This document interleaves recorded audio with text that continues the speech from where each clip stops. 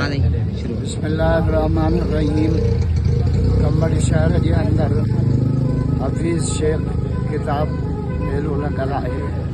जंहिंमें तमाम कंबड़ वासियुनि के आस पास वारनि के गुज़ारिश है त अचनि किताब ख़रीद कनि, किताबनि जो मुतालो कनि, छो त इस्लाम जी पहिरीं वही तालीम सां इक़रा बिस्मि रब्बिकल लज़ी ख़लक़।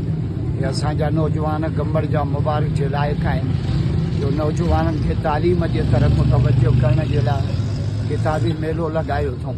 बेटाई जो आहे न पढ़णु आहे परखिणो, न त पढ़णु आहे मज़ाक। सबक सुपरीअ जे मुंहिंजे अंदर में कई आहे वो ताक़। पर्दो रखजांइ रब पाक, ऐं हरफ न ॼाणा हिकिड़ो। पढ़िया पर कढ़िया की न घी तोड़े पढ़नि चीन, बिना हबीब जे कुझु बि मिलंदुनि कीन। जंहिंजो अलाह ते यकीन से अणपढ़ियाई आलम था। तमाम दोस्तनि खे गुज़ारिश आहे त हिन किताबी मेले ते ज़रूरु हाज़िरी लॻाइनि, नौजवाननि जी हिमत अफ़ज़ाई कनि त असांजे सिंध में तालीम जो शूर अचे। अल्लाह खां दुआ आहे अल्लाह असांजे सिंध खे बदअमनीअ खां, क़बाइली जहिड़नि खां, रतो छाण खां, फ़िरकावारियत खां, दहशतगर्दीअ खां रब साईं असांजे सिंध खे पाक फरमाए, नौजवाननि खे तालीम जे ज़ेवर सां आरास्ता फरमाए।